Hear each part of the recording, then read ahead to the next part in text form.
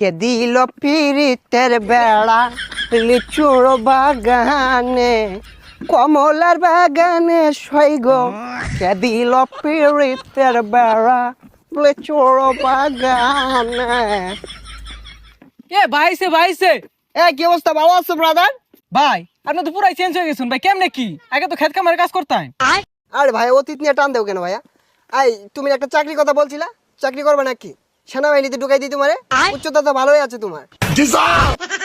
ভাই আমি যে উষা, আমার তো পুলিশে নেয় না, সেনামিতে ডুয়ে দিবেন কেমনে কি ভাই? আরে সমস্যা নাই, সেনাবাহিনী আমার কাছে ছোট ভাই। তুমি যদি 2 ফুট চাও তাও তোমারে ঢুকাই দিব না মানে চাকরিতে। আচ্ছা ভাই ঠিক আছে, একটা চাকরির ব্যবস্থা করে দিন যে। এই ভাইয়া দাঁড়াও, একটা ফোন দিই। হ্যালো কদম আলী, এই মুড়ে আমার গাড়িটা নিয়ে আসো তো।